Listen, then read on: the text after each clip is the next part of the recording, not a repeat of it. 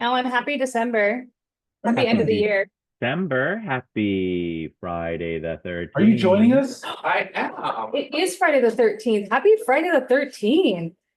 Goodbye, everybody. Oh, Happy weekend. Chad's going home. I think we have maybe a couple people that are coming in. Maybe we'll wait a minute. Sure. Wait 1 minute. Look, I have one job, and Just that is to show up. I have, rest- I have so many. Is organic. I'm the janitor. I'm a cook somewhere. I remember Tyler my- times two. my We have bookend Tylers. This is Yeah. Tyler and that's Tyler. oh, Yeah. Tyler Squared. Yes. Nice to see you guys. Hi, Oksana. Tyler, I love your tattoos. I never told you that, but I Thank you. I actually have one just for Friday the 13th. Oh, get out of here. Can you show it, or is it not appropriate? That is such a therapist question. I would have been like, show it. Show it. I'll have to be like fully stripped, but yes. We want to see on Zoom too. Alan wants in on this. Listen, to layer the therapist even more, I'm gonna give you the choice. If you choose to strip to full autonomy, you have all the power. If that you I are. might be fired, but Yeah, I didn't say I was coming from the HR perspective, just from the therapist. There's no one here to fire you. So I brought my my hot coffee today. You know why? I felt it was like more like that's Cozy. interesting. Tell me more about that. Do you want to guess? I what thought it one was- I got oh. today? I'm gonna guess water. Is What if that it true? was just vodka? Oh, that would have been that's an It's excellent choice. empty. Oh, nothing. Sad. What? It was club soda. Oh, Club soda junkie. I did not know that. That's it, just straight club soda. Does anyone have the ability to grab me a water? Oh, yeah. I'm so sorry. That's such a rude, no, you could, yeah, if you don't mind. Thank you so much. I feel like that was very, So welcome. it was very bougie. It's not even Welcome. hot anymore. Oh, it's not. So the topic. Oh, by the way, thank you for coming, everybody. I hope everyone had a wonderful Thanksgiving. Hmm. The last topic that we had, we've gotten great feedback for how this whole setup and this conversation and So dialogue. glad. The last topic that we had was having tough conversations during the holidays.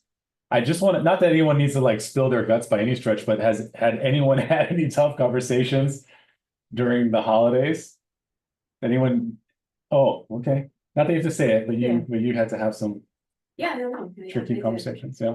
So the conversation we had last month was how to navigate them, right? Like how to sort of think about, like, do I bring it up? Is this the hill that like I want to? You are such an angel, thank you, Hannah. Do I want to choose this battle, right? Like, and how do I do it if I choose to do that? And then that led into a very thoughtful question that you had, Oksana, about like, but this is my like I'm obligated. And then our wheels started turning about Mm. like obligation versus responsibility versus wanting to do things. So what was your conversational takeaway, or what did you use after last month? Well, I think I felt guilt before, like in general, and now especially it's holiday season. Yeah. And of course, my family would love me to fly back to Belarus and spend a holiday with them. And instead I've moved to Tony Robbins events, one in New York, and now I just came back from a week in Palm Beach. And of course, it was like, oh, all right, so that's what you decide. But I think it's more the takeaway, not what they think, what you feel. Like, I don't feel guilty about it. I'm showing up That's as a important. much better person for them, even though my mom thinks I joined the cult. Like, she was 100% sure I'm joining the cult. Oh, The Tony Robbins. the Tony call? Robbins. Yeah, Okay. and it's actually, to be honest, it is. You got the season pass, so I mean, you know. To be honest, as they told us they were being brainwashed there, and we don't mind, so. But the thing is there, I show up a better person for her. I'm not getting triggered by what she thinks I'm doing That's great. or what I was supposed to be doing. I just take it with kindness and love her for who she is, the way she is, not trying to change her. Could I ask a question, not to be personal, but you said that you don't have any guilt, you're not being triggered or getting triggered by it. Prior to that, would you have been triggered by it to some extent? Yes. That's great Define progress. how cute that- Your new cult. Just kidding, John, but yeah, that's where we work on it a lot and I don't get triggered anymore, so I don't get offended, I don't get triggered, I don't get upset. And now I can just talk to her and see her with compassion and kindness and just be there for her the way she needs me without me just feeling guilty or doing what she wants me to do. That's great. Are It's you, amazing? are you interested in the sort of scientific why behind that? Oh, no. I guess the psychological why behind it? So what you did was made a choice to invest in a responsibility to yourself. So you took an internal perspective as opposed to showing up under an obligation, which is an external perspective, Mhm. and doing what you think other people expect of you. And the why behind that is when you default to the things that are important to you, you show up a completely different human than when you show up because you think you're supposed to. And that's sort of the foundational why, right? Now, mind you, there are like 100 layers to that, right? Because you can't just go around doing whatever you want, whenever you want, to whomever you want.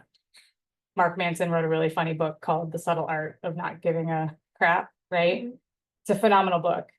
And to me, you can live by that standard, but you do have to understand that there are natural consequences to when you do make those choices to not give a crap about anything. I don't know if I'm allowed to say that. Yeah. Or not the podcast. Go for it. I wouldn't say it's not giving a crap, it's more showing up in a different way. Like I was able, in between the events, I was able to talk to her for 3 hours actually. And I was not planning on it, it just was flowing. And talk to her about values, about how her baseline, how she sees the world and how she takes responsibility. And it was run from a very different perspective. Like before I tried that, it was more from not kind of blame, like, just not from the kindness. And this way was now it was just from the kindness. And now she is doing the priming meditation of doing aerobics every morning. So, but she stays, yeah. So she is joining the cult. Yeah, I didn't tell her that. I just skip that part, but yeah. You're like, Mom, you gotta join. I get a discount for the next one. It's actually a not fun. pyramid scheme. And every time somebody joins under Oksana, like Yeah. she makes 10%. Yeah. Fortunately, I don't have. So it went well overall. Oh, yeah, no, it went amazing. That's great. Amazing. She's feeling better. She's showing up better. And she's taking responsibility. That's great. I would have been like, I'm like, Mom, I joined the cult. Can you please pass the gravy? right. Now, she still called me while I was doing the event. We didn't have time to call because we didn't have time even to sleep. It was Oh, yeah. 2 to 4 hours of sleep every night on purpose. Because he told us it's easier to brainwash you that way. Right. You have less. Oh, he literally let you know ahead of Yeah, time. he literally. I'm gonna brainwash you, sign up, and He literally said that. He's like, to be honest, it's the same thing that how people get brainwashed. But the only difference I mean, it is, is. the only difference is you're gonna choose your values. I'm not gonna tell you what to believe in. And then so when you you're writing, brainwash yourself. no, but then we're writing our values and they're like, okay, that's his values. And we're like, oh, wow, that's genius. Let's just write it down. It's subliminally like bolded in all of your paperwork and they text it to you throughout. We saw him at one of our KW events called Family Reunion. I thought it was great. And it was very different. Yeah. It was very. But he also said that he was highly medicated because of a surgery or something like that, right? So I had never seen him before. He said that he was like at a 1 and he was normally at a 10. Now that you've been there. Yeah, it's not even a 1. It was like, it was like a pep talk. What we got was a pep talk versus what your event was. It's very different. There's no recording allowed. There's nothing allowed, no laptops. He's using very, very strong language, like he's cursing the hell out of you. Because he said like we got too soft. We use too many softeners and that helps you get out just to hear it better. And then he says like he started with it's not a safe zone. It's not a safe zone. If you think you're gonna get offended or triggered, I would have been like, go get a refund. Leave. This is Heather's worst nightmare. Well, like now I want to go Oh, you should. because I That was insane. I like. we got a need sponsor this. for you. That was insane, man. What's your She's like, referral code? She's like, it's funny. I brought the sign up, my affiliate That's code so with me. So of Here's the course, yeah. QR code, just scan it under. Well, I first of all, I love that you brought up the question last time, and I really meant 1,000 times to email you and be like, thank you so much for doing that. It was very helpful. So thank you. Oh, that was her suggestion? Well, I think your question led to Yeah, this yeah, kind of That's great. idea.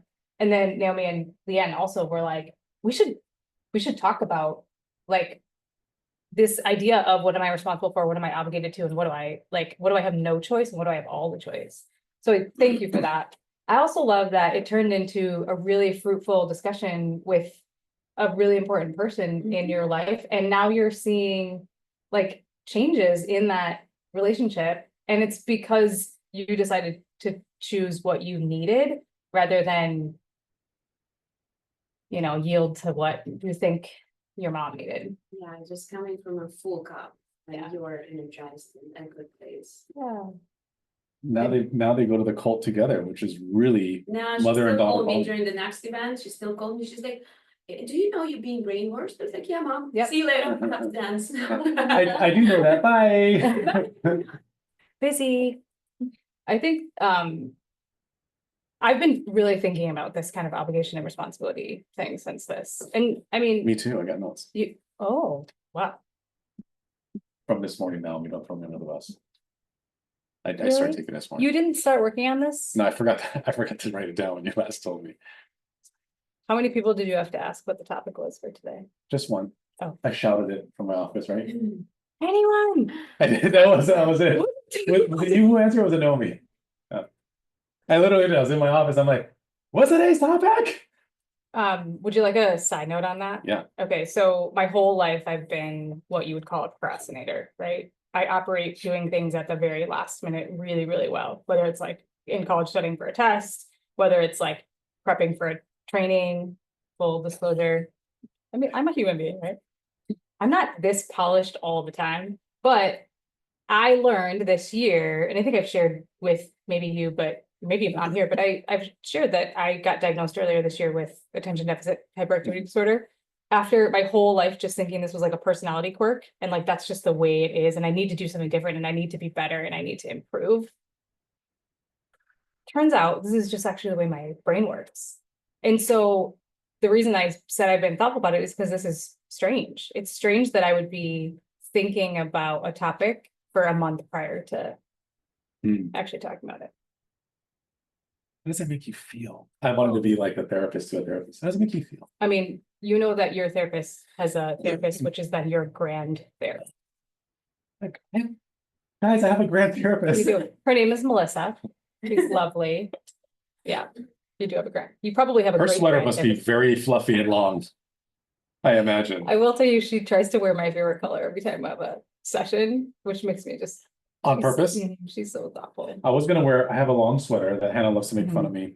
It goes down to it's a duster, It is a duster. which is the You wore sweater it last sweater. time. Oh, did I?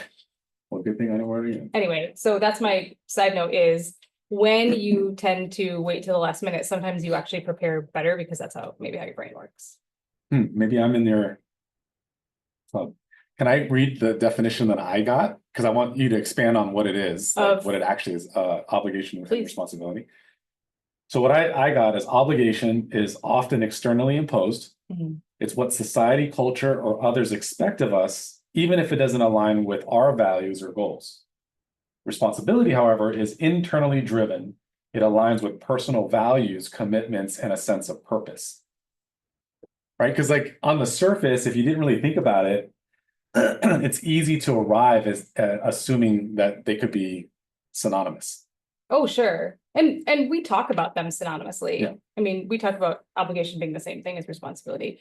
And the truth is like, it's only if you care, right? Like, again, with any sort of self-improvement or self-awareness thing, it's only if you want to invest in the deeper understanding of whatever it is that you're trying to address. So if you don't get bothered by feeling obligated to do things, then you don't need to make yourself get bothered by the obligation to do things. Because there are plenty of people in the world who like just kind of quietly go about caretaking for aging parents, caretaking for their friends. They show up without any sort of expectation on their side, and that's fine as long as it doesn't disrupt your own wellness and sense of self.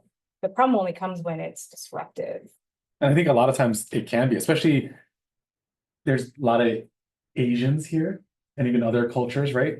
But Asians, that's a big one, right? Because culturally or family driven, we're supposed to do this or be this or act like this or show up like this. But then it might not align with your own sense of responsibility. So you feel like you're in conflict.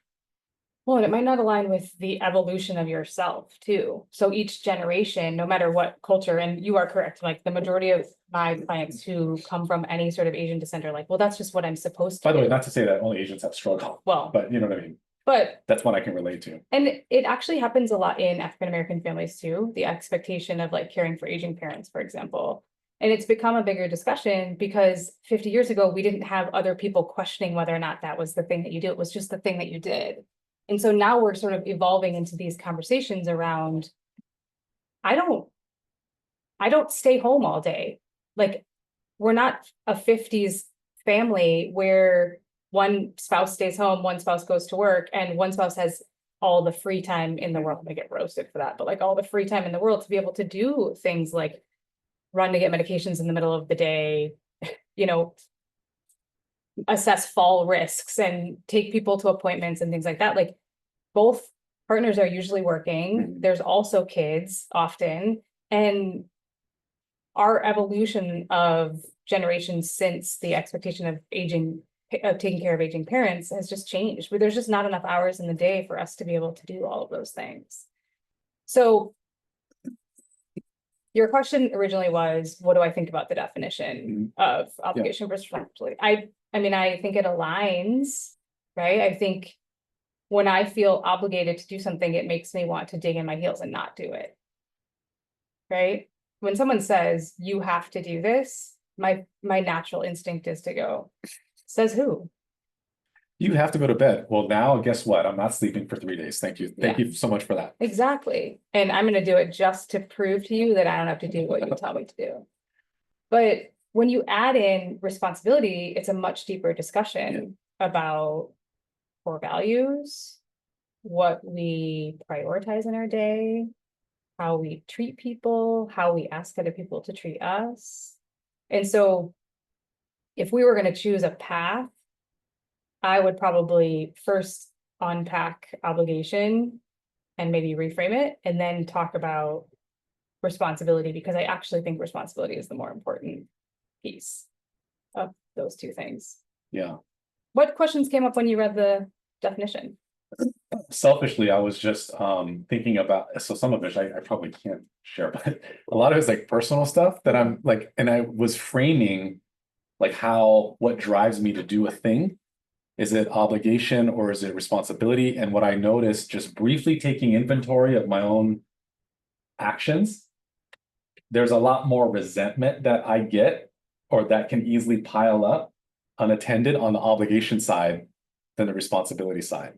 Like, I do a thing, like I guess the viewer viewing me as a person wouldn't know where that would fall, Sure. but it could be attached inadvertently to resentment because I feel obligated to do a thing, but yet it might not match responsibility wise. There's so many questions I have in response to that. Oh, Go for it. yeah. Okay. You want to talk in context of workplace or home? Oh, whatever. Okay. In the workplace, obligation gets wider as you grow in leadership. Okay. Right? Yeah.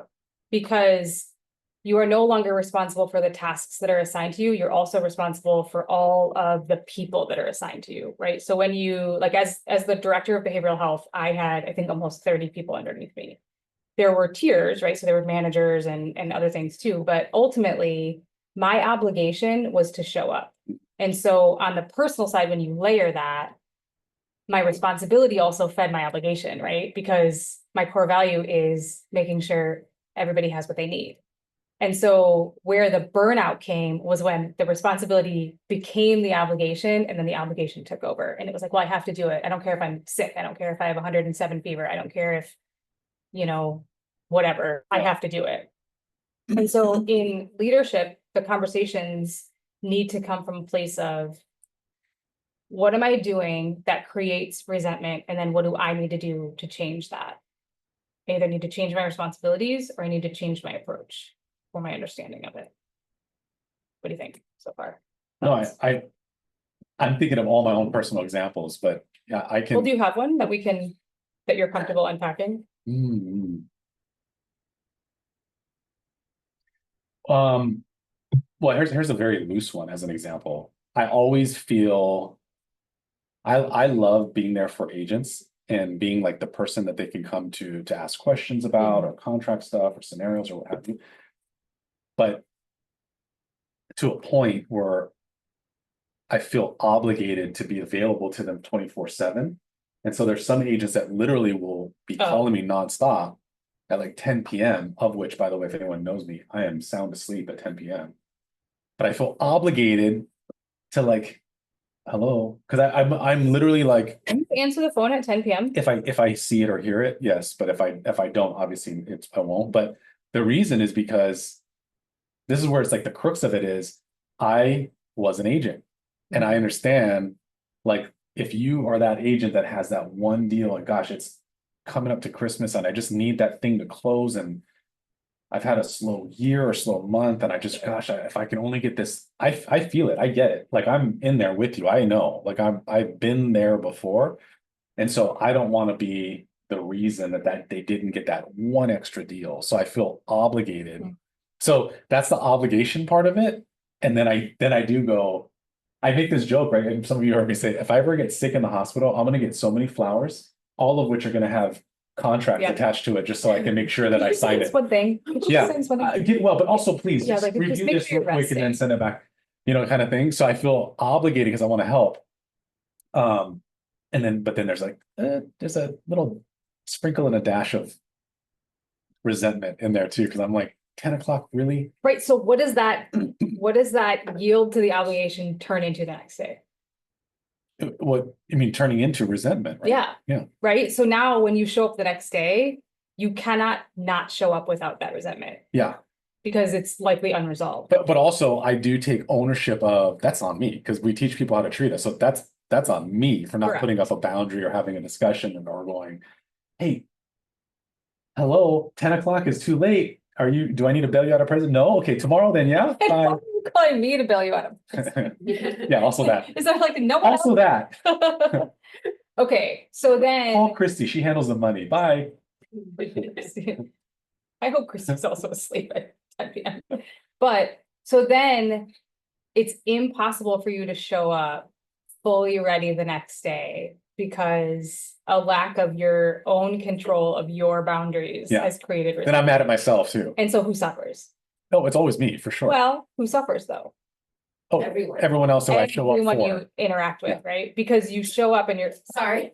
Can I just point out that, no, it's not. It's not really, it's not really, unless you He want changed to, his mind, he doesn't Yeah. want audience. unless you want a sofa up here. No, it's good. She answered that very quickly. Everyone else suffers. And one of the beauties of I'll just use KW for example, but like one of the beauties of a place like this is that you guys do tend to lean into honesty with each other. Oh, for sure. It may not always come out the way that each person involved in the honesty would like it to. No doubt. And often the people in power, so anyone above your direct service staff, are the ones that are going to get yielded to. So then your staff are going to be resentful for having to yield to leadership when they don't get the answer that they want, or they don't get the compromise that they want, or they don't get the support that they want. And this is what creates often kind of like any sort of workplace issue. Yeah. Is when we get to that thing of like, shit rolls downhill, right? So if I'm having a bad day at ChangeWorks and I'm in sessions or I'm doing something that I'm obligated to be doing and people are trying to text and email me and I forgot to turn my do not disturb on, 100% my responsibility for not turning on the do not disturb, Yeah. right? But I'm mad because my people are asking me things when I've created an air of you can text me or email me anytime you need something. Right. But then I'm mad that they're doing it, even though I told them Right. that I'm doing it. And then I end up being short with them when I do respond. So I think this idea of obligation, we got to figure it out. Like we got to figure out what I'm obligated to do, how I can show up to do that, and then how I can weave my responsibility and core values into that. Now, so for me, there is responsibility. So I do Sure. like it. I do want to be there for them. I enjoy that. Yeah. You know, so that there is that component. Mhm. It's just like within certain parameters. Yeah. Where it starts to kind of fall outside of that. But Well, how do you set up the expectations of other people? Like you're in a leadership position. How do you set in up? that same example, for instance, Well, I mean, you can pick any example, but like, how do you set up when new staff come on or new agents come on? Like, how do you set up what they can expect from you? but so using that same example, because that was a good example, is that I have like a document that I go over with Oh. for new agents, whether new in real estate or Mhm. new to KW. As far as like how to submit stuff, what to submit, my hours that I will respond Hmm. and the hours that I won't. And that's always kind of ignored for the most part. But you know, the part of it too is there are some brokers that I think people, they do a better job at clearly than I am in terms of setting boundaries, because there are some that I'll go, did you call blank? And they'll go, I would never call them after such and such. I'm like, so it's clearly me. It's obviously me being, you know, flexible or loose or loose flexible, about yeah. that or whatever, or just text me if you need me or whatever that looks like. So I take full responsibility for that. So some people are just better at that Mhm. than others, but again, they might, in my mind, they might not have that as a responsibility Right. or an obligation, whereas it is a responsibility for me, and it tends to fall into obligation. So it's just how I'm made up. I'm in Yeah. conflict with myself a lot. Are you? Yeah. So let's go to someone else. Anyone else want to? Well, and I think part of the reflective piece for me was that I often feel like I'm failing at my evolution as a recovering people pleaser, right? Mm, Because the tendency is to default to being hard on ourselves. And so when you're doing the work around trying to tackle a difficult relationship, like Oksana, I'm just gonna use yours as an example since you shared, but when you take the time to confront someone compassionately about what you are or are not getting, or that you think they're obligated to do, it should, very one of those like very rare occasions I use the word should, it should open up a conversation around where expectations were missed or where they were stepped on. And if I answer the phone at 10 p.m., that sets up the ongoing expectation that totally. if it gets set up as an emergency, like, oh, I need this right now because this is going to fall apart and this client and the blah, blah, blah, like, then I'm now set up essentially to fail. And by the way, all of the ones that do that are all emergencies, which clearly show that that's me and how I'm delivering it. Like, you can sneak through security of the velvet rope so long as it's an emergency. And I'm like, it's an emergency. I'm like, all right, well, there you go. Welcome to the club. Like, clearly that's what's happening. So Yeah. I know I own it. I know that. Yeah, but like, I don't know that you need to own all of it.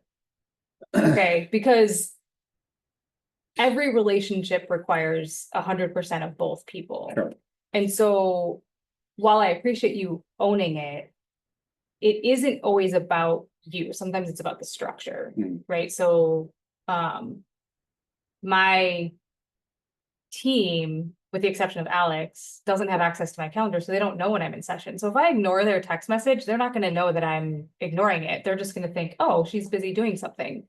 So I think there's a couple of things. One, in the therapy world, if you don't do supervision or networking or consultation consistently, you will be disappointed. Mhm. So if there isn't consistently reinforced structure, that's where it falls apart. Because like if my consultants just did what they did without any sort of feedback, they would assume they were doing the right thing unless they were told, right? So we have consistent meetings about like, tell me what I'm doing well, tell me what I'm not doing well.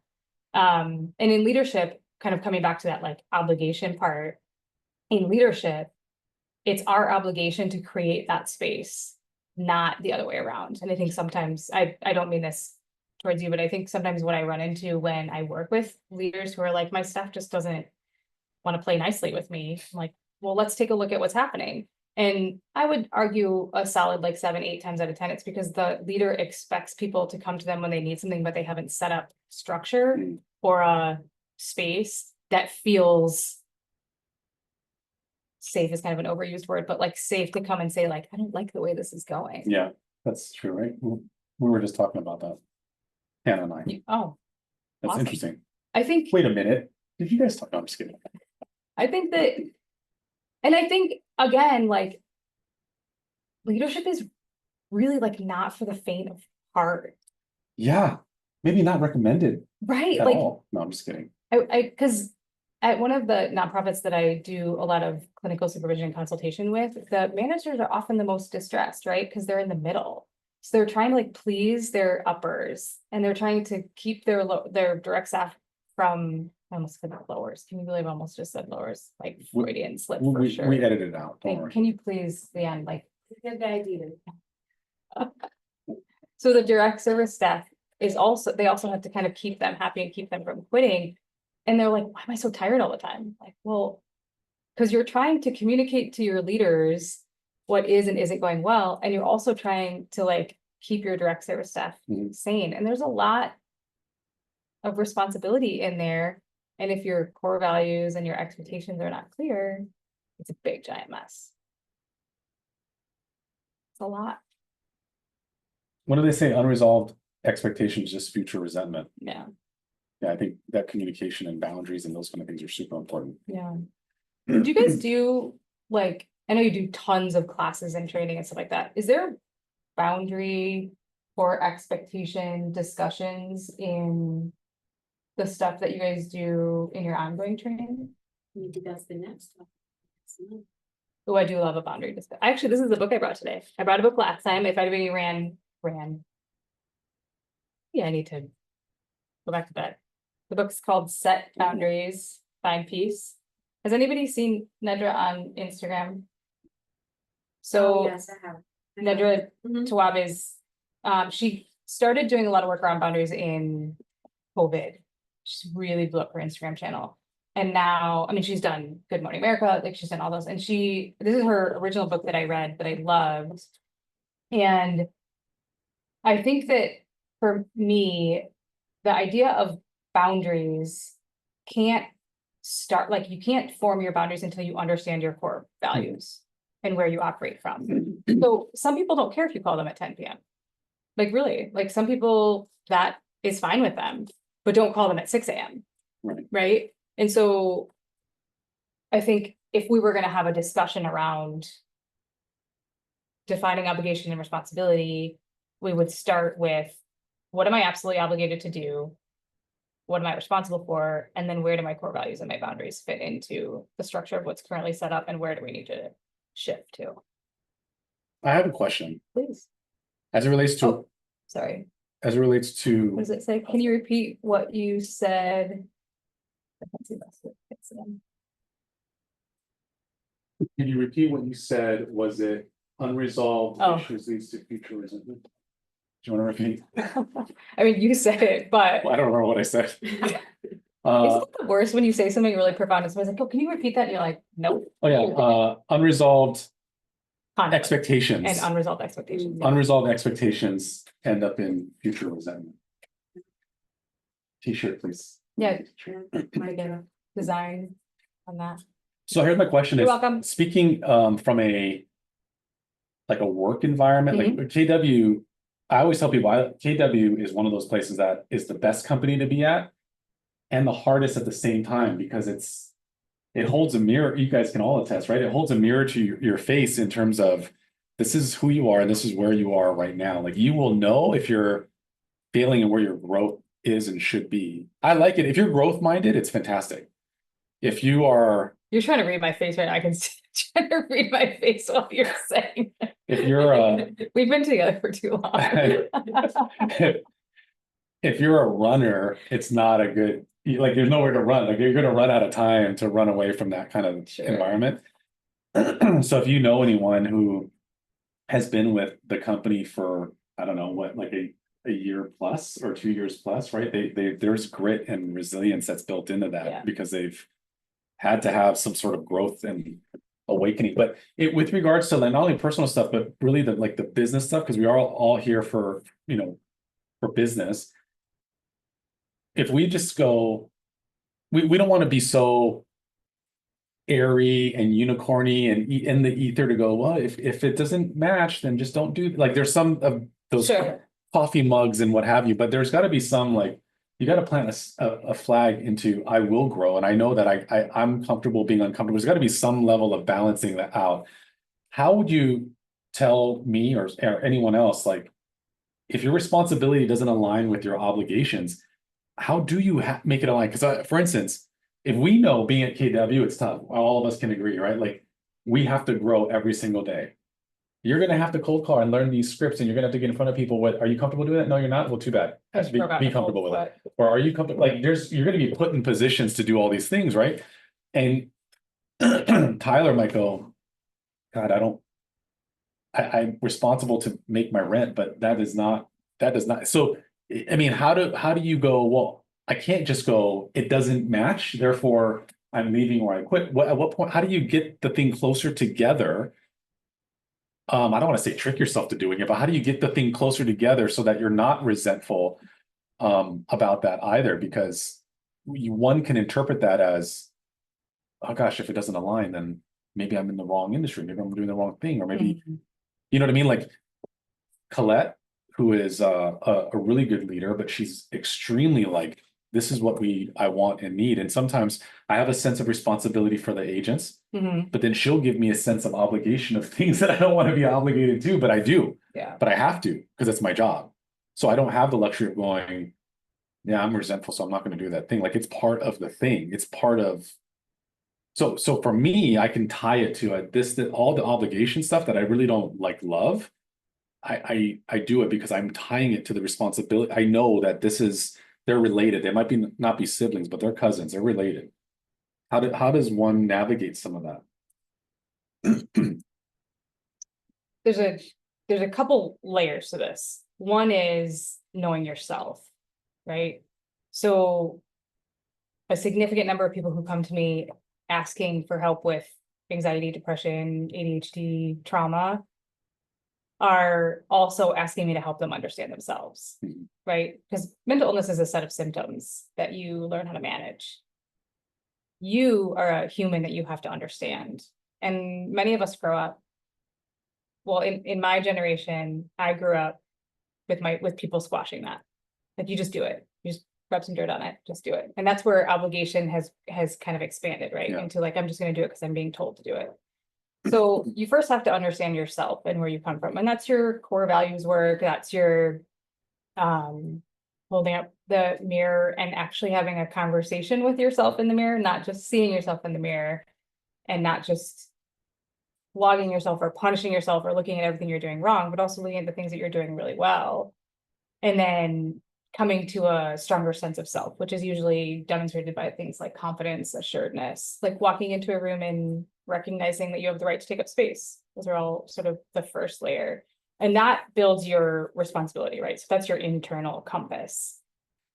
Second, we have an approach in therapy called acceptance and commitment therapy. It started as a relationship approach and now has grown into, sometimes we have to accept that things are the way that they are, even if we don't want them to be, and even if we don't like it.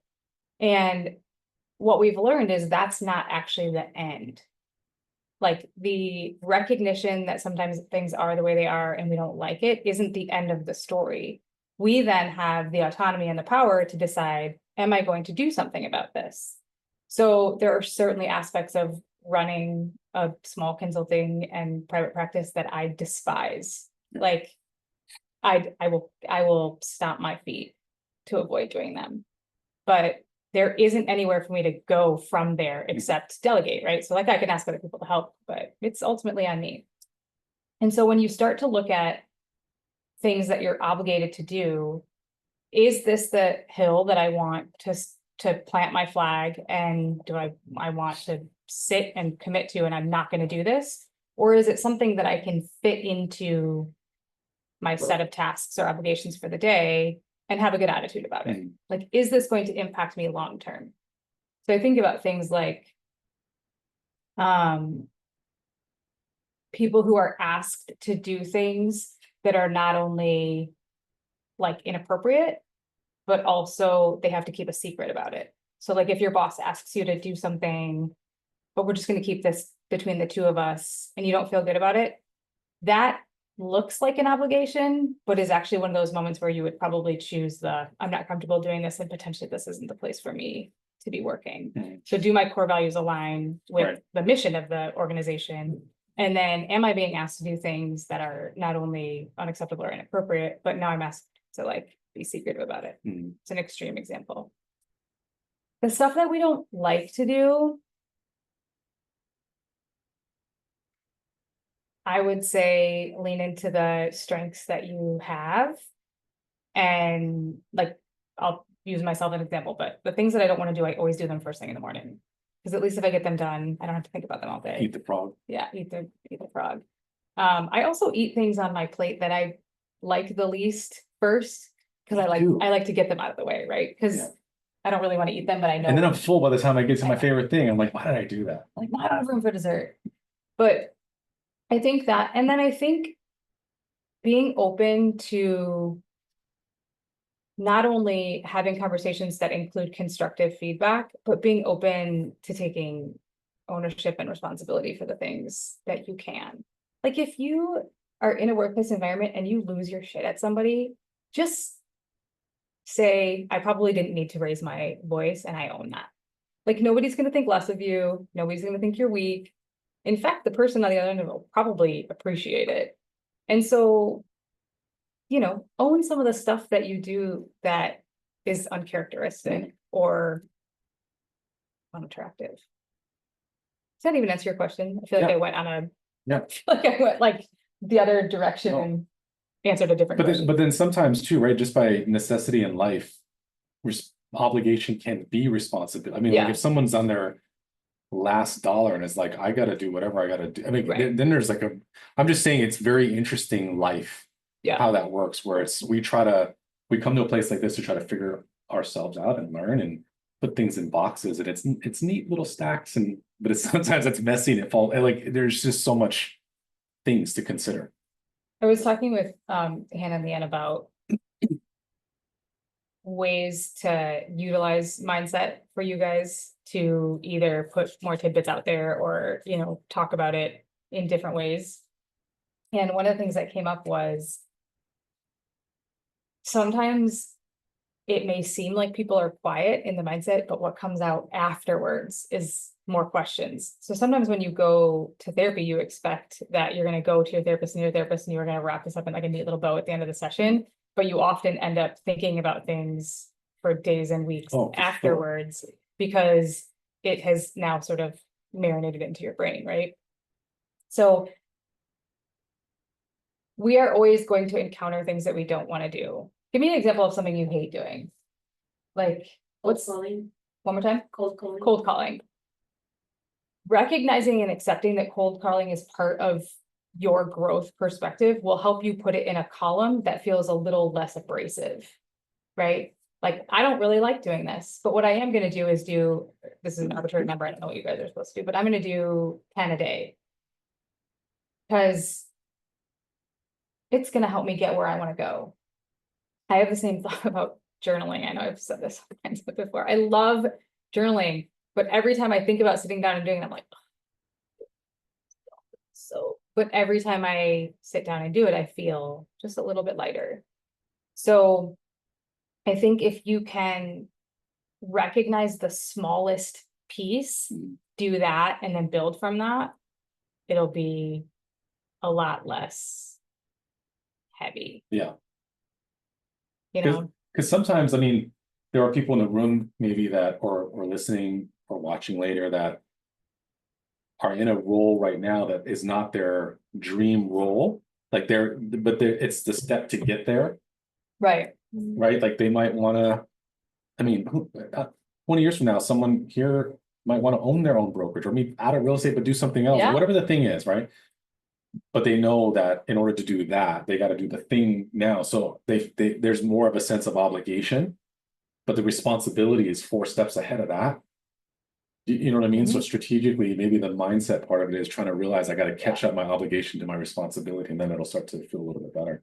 And one of the things that I don't necessarily agree with the obligation is that it's always external. The content of it might be external, but the goal of it might be internal.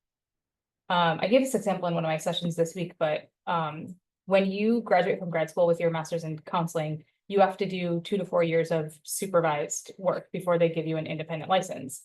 And historically, we are working towards advocating to change this, but historically, you have to take a pretty low paying job and despise this, but like pay your dues. Yeah. All the while paying for supervision, right? So Right. not only do you not have a salary that's really conducive to a lifestyle that you would like, you now have to pay someone for hours that you're obligated to do, right? So you have an obligation. If you want the license on the wall, you have to go through this 2 to 4 years, right? So when I graduated from grad school, I had just finished working a practicum that was unpaid, 30 hours a week. I was at the bar 30 hours a week at night, slinging drinks so that I could pay for grad school and support this unpaid internship. And then I graduate and I'm so excited, right? And I get my first job offer and it's like,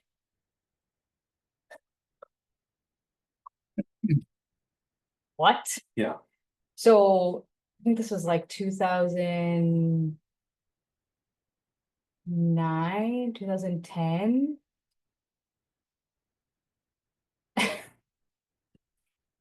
Chris said, fortunately, my supervisor was willing to work with my financial situation. This statement is funny because Chris was my supervisee and now he's a flourishing private practice clinician, which is amazing. Thank you, Chris. But I think the job offer was like $34,000. And you got to take home 10. And I The got to rest, do- because the rest went to the supervisor. right. And so it was this like kind of gnarly, do I quit? Like, do I walk away because I don't like the circumstances and I want to fight the man? Or do I like pull up my big girl pant and like do the thing that I know is gonna get me where I want But to that could go? also be the thing too, where the obligation is over here, but the responsibility is over Right. here and internal. So it's like, you know that this is just a moment Yeah. in time that I gotta do this thing. And so the responsibility turned into now I advocate for changes in that structure Mm. to help avoid and obviously work with my supervisee's financial situation, or try to like have an agency hire me so that the agency can absorb some of the costs of being able to supervise multiple people at the same time. Something like that. Yeah. But I think when I've worked with agencies that are on the for-profit side, I think a lot of the difficulty between the obligation and responsibility does come down to personality, and it comes down to listening versus hearing, right? Like, am I really hearing and understanding what people need, or am I just listening to listen? So I think there's so many conversations we could have about obligation and like how we tackle Well, that. is there anyone else that wants to chime in with their thoughts and Yeah. opinions and Or a direction you thought this conversation was gonna go that it hasn't yet? bookend Tyler's? Okay. Leanne? Leanne's very talkative. I know she wants to share something. Well, She's chomping at the bit. and what I was thinking about a lot when I was sort of putting this together was my clients that were going through this kind of sandwich generation thing now with like caring for aging parents. And so to go to sort of the personal side, just to make sure people get a little bit of that too, is, and Oksana, you very lovingly or love lead this introduction to about 45 minutes ago, but we need to be able to have conversations with our parents about what we can and cannot do. You guys know I'm from Chicago originally. My sister still lives in the Chicago suburbs and my mom still lives there too. And my mom is aging and it's becoming more and more difficult for her to be able to do everything independently, but she will not go to an assisted living. So she's still living at home. And my sister is really busy. She's got 2 kids. She works a very pressured full-time job. And I feel guilty a lot because I'm not there. And I can offer all the emotional support in the world, but to me, the emotional support that I provide feels less than the physical support that she provides, right? So like, I can't meet the contractor who's coming to do my mom's bathroom. I can't meet the plumber that's coming, you know, whatever. And so when we have conversations, especially if culturally the expectation is that we do what we're told and don't question it, we really need to be able to have objective conversations in which we bring facts to the table and be willing and able to come to some sort of compromise on the other end. Because we know in every conversation where two people are on opposite sides, no one's ever going to get everything that they want. Unless you're a bully, and then we all know what happens to bullies. So when I had the conversation with my sister, I started with, listen, Trace, I am so grateful to you. You're a mile away from mom. I know it's a lot and I know it's becoming a lot. What can I do short of moving back to Chicago to support you? And she said, I need some time to think about it. So then she came back to me and she said, I don't really need you to do anything besides what you're doing now. But before that conversation, I assumed she was resentful, Hmm. even though she really doesn't have a resentful bone in her body, but like, I assumed that she was angry at me because I wasn't participating. So if we aren't having the conversation or opening up the conversation, we can't ever get to the next part. And I do think arguably the hardest part is like initiating the conversation, because you know that it's going to be hard and tricky, and you're going to feel bad. You don't like to feel bad. Can I ask a question? Of course. Is your mom expected to show up there, or is it? Yes. That you feel like you're It's, she's expected? I get lots of reminders about moving away.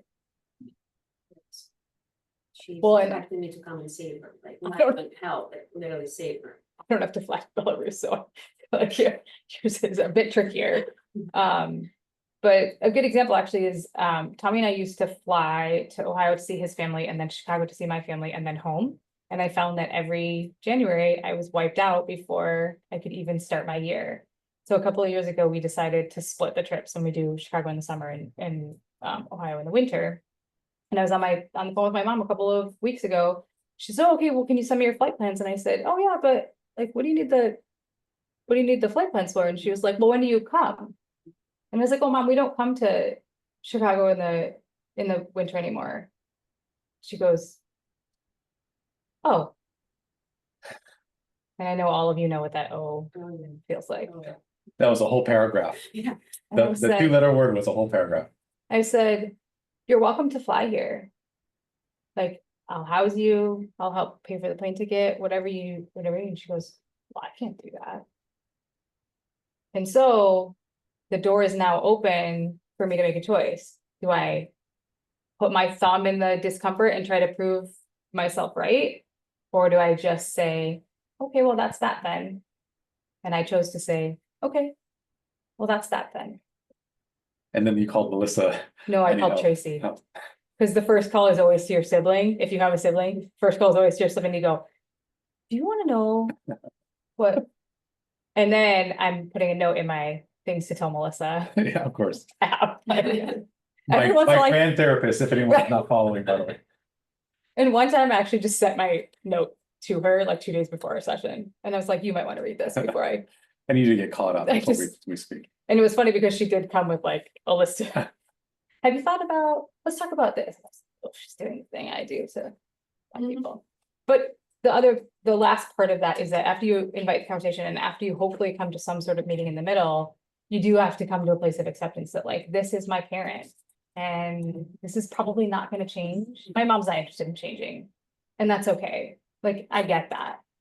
But it doesn't make the ongoing stuff any less hard, like calling you in the middle of your event and insisting that you're being Just great. remind me of being nothing.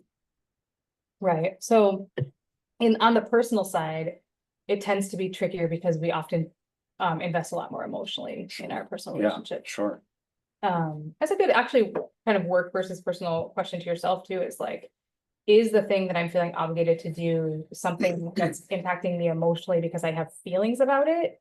Hmm. Like, do I feel some sort of way about whatever the perceived outcome is? Or is it that I just don't want to do the thing and I need to figure out how to not have to do it or do it differently? Did you trick yourself with the cold calling? With the cold calling, well, we'll see. Evans. I haven't started yet. Well, what they, the whole, I think the event and the reason is to when that Tony Robbins says, if you have a compelling future that you're really, really excited about, the hard today doesn't matter. So what we did, we rewrote our whole values and the future, and he brainwashed, like he's like, get it in your body. That's why we move so much, and he explains the science and all the studies behind. You embody it and you see it, like you just straight. So it doesn't really matter what gets you there. It's like it's fun. It's a game now. It's like you see where you're going, and you have values. The way he rewrites it. Also, it was very interesting part. There's one of the nights. It's called in the middle. It's called Suicide Night, and he asks people who are suicidal to stand up. And then And there are a oh lot. yeah, there's like they were in person. It was like a small event. There were in person maybe like 2,000-3,000 people, like 4,000 online. So out of like this 2,000-3,000, he said at least gonna be 12 that gonna stand up. Yeah, it was about 12 people, 12-15 that stood up being suicidal. And we had a little different. It was a 12-year-old girl Oh my gosh. who tried to commit suicide, and we just see how he turns it around completely in 1 hour. And then he played for us another like a suicidal lady, and he explains why it happens. So he asked her to write her values and the rules to meet her values. So for example, her value was success. My business has to do that amount. Like all the rules what for her to feel successful. Right. And and everything that it's not there. So it's like, okay, so do you feel successful in a daily? Because it's like, that's all in the future. My business has to make that much. I have to be in that relationship. I have to make that much. And it's like all in the future. So like every day she doesn't feel successful. It's really hard to meet. She's failing every day by all Every day rules. failing. So it's like every category, like all the rules, every day failing. And then if we go to the towards, because he says it's either you're going towards pleasure or away from pain. And away values is like, okay, she's like hurt. What makes you feel hurt? Like, oh, someone called me a name, someone being mean to me. And then she writes all her values and all the rules, like how easy for her to feel like crap. Because it's so easy, like anyone can impact her. So he's like, okay, so for her to feel that actually good, it's very hard. And to feel like crap, she just needs to wake up and she's already like, she sees one person who's mean and like she's ready. So that's whole thing, like we wrote those values that is actually easy to live by them. Like for example, health is the value. Like what makes me, and it's not and, it's or. So like drinking water or exercising or meditating or that, and you have a list of what makes you feel good. And then what the science behind it, when you do like, oh, I'm drinking water, or I had celery juice, or I had that. And it's already like, oh, I'm succeeding on that and do that. And your brain keeps looking like, oh, what can I do more? Can I do more? And then like every value, he's like, set the goals that are hard, the values that are easy. So your brain is like, okay, and we have actually the whole poster to write. And every day you go through your values, okay, I live by that value, by that, and by that, and by that. And it's just empowers you and it makes you keeps moving forward. If you shift the way that you think about any sort of goal or objective or intention to the exact moment that you're in, you will do one of two things. You will convince yourself that you're wrong, or you'll convince yourself that you're right. So really, I don't like to diminish things like one small thing, but like there is a reason why being present in your day-to-day works.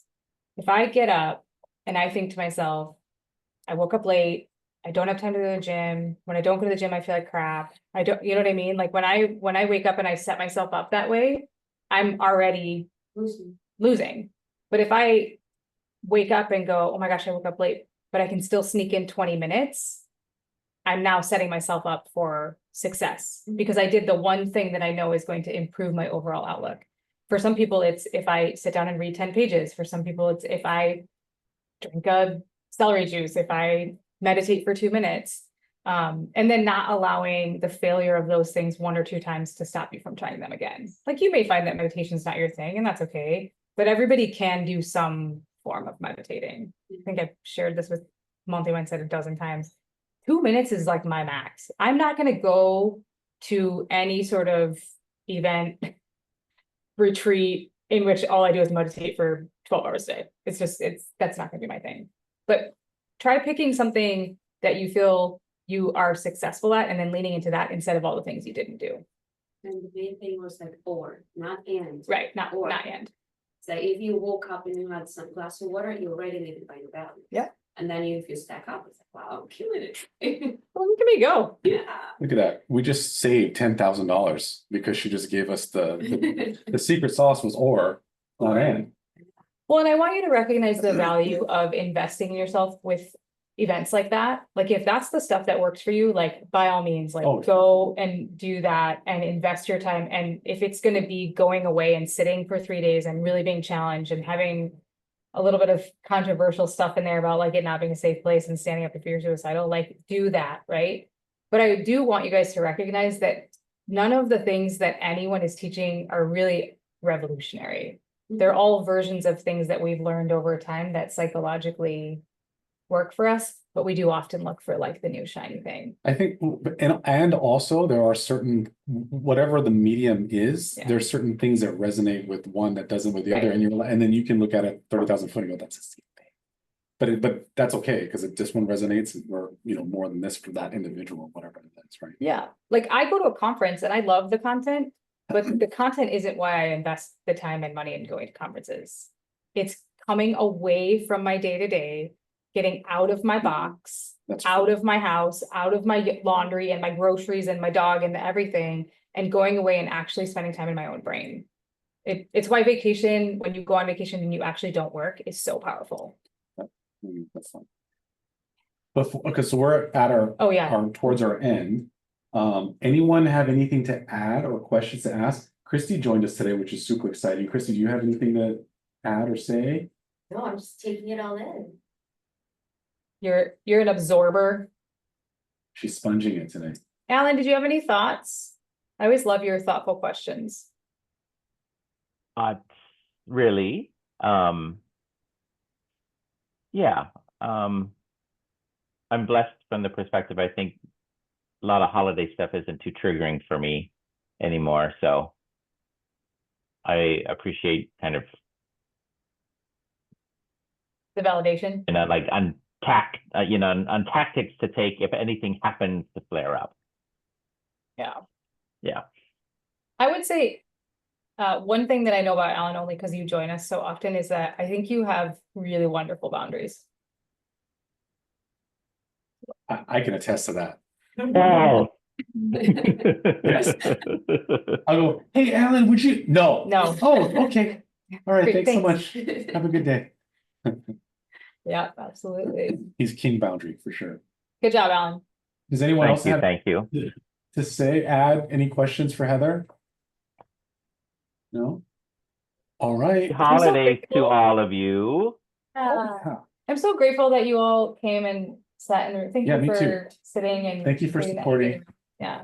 It's been great, and we'll see Heather next year.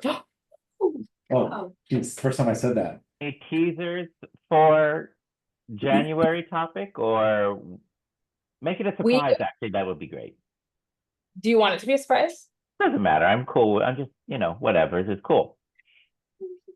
Cliffhangers are always fun as they transition from one year to the next. Yeah.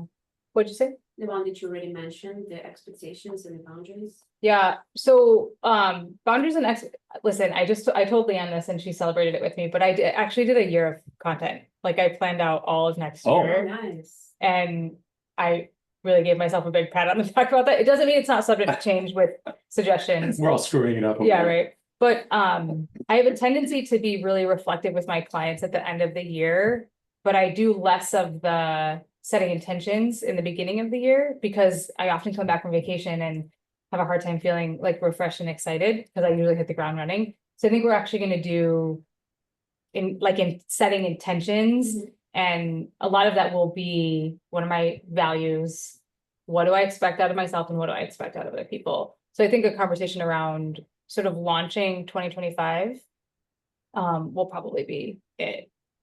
And I know I'm slightly biased because of the work that I do, but a lot of people had a really tough 2024. I'm sure. And I would really like to provide a very like warm, kind space to like launch 2025 for people who feel like they could use a little softness. Yeah, awesome. Look forward to it. Thanks. Thanks, Heather. Thanks, guys. Appreciate it. Awesome. Bye, Alan. Bye, everybody online. Bye, guys. Nice to see you, Copley office. Oh,